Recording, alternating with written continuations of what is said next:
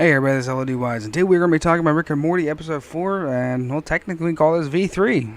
V3, of course, is the Vindicators 3, I guess. Of course, Morty thinks it's, Vindicators 2 or something like that, whatever. Apparently, they did shit without him. The biggest part of this whole episode, honestly, is a character you really just completely ignore. Character named Num Num. Honestly, I didn't even pay attention the first time I watched this. I actually had to go back and watch this again, because that way I wanted to make sure that I didn't miss anything on this one. There really wasn't a lot that happened in this episode, really. I mean, there was a bunch of stuff that happened, but nothing that was really, honestly, concrete. It was more or less just one of those drunken stupor. That's part of what they should have named this episode, actually.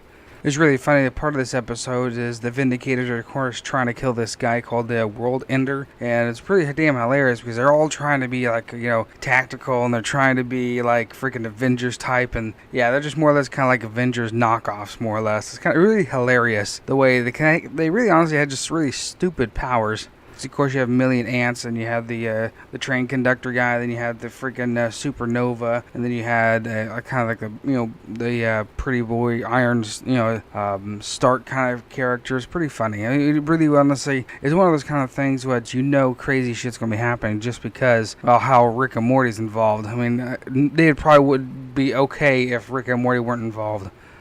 In this episode, we really honestly get to see how mouthy Rick really is. I mean, we've noticed how mouthy he is normally, and this one he gets apparently blackout drunk, and we find out he is freaking just super mouthy. Apparently going into racist and all kinds of... And also, the biggest thing was really kind of hilarious that Morty knew how to or defuse bombs and all kinds of crazy shit. And then Rick's like, how many of you been done this? And Morty is saying, too many. So it really sounds like this happens a lot. And apparently this is just like a regular occurrence, and Morty just more or less just kind of goes back behind him and kind of mops everything up.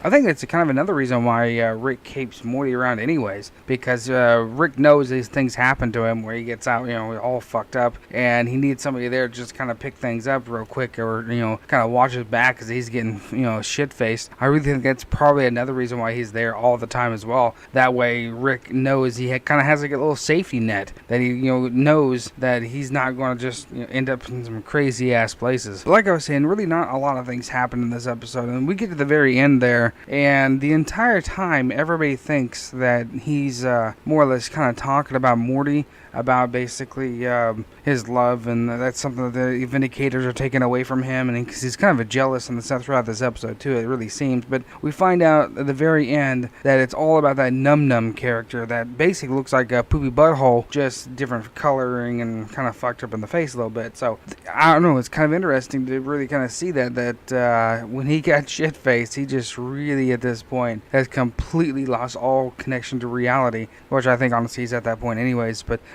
this one right here, he has basically set this entire damn thing up. In the very end, he has a big ass party for Num Num. That's that one little character, the shitty butthole one. And really hilarious is that this entire time the Vindicators are freaking good guys, but by the end, the Vindicators are evil. I mean, they're basically really trying to show that good and evil only artificial constructs kind of thing. That's what Rick has always been saying through this entire episode. So it's kind of interesting. He actually turned the good guys bad guys. Yeah, and then he somehow, I bet down the road, he probably could make bad guys good guys. I don't know. It's really kind of fucked up. It's kind of seeing what he was able to actually really kind of do. But wow, like I said, really not a lot happened in this episode. It was just kind of one of those episodes that was just kind of thrown in there. It wasn't as good as the last episode. The last episode was fucking amazing compared to this one. So guys, we're going to leave it here. We're going to just go ahead and just stop here. But honestly, if you guys like these, man, hit those like button, hit those subscribe button, leave those comments and theories. I definitely read them, and I'll catch you guys next time.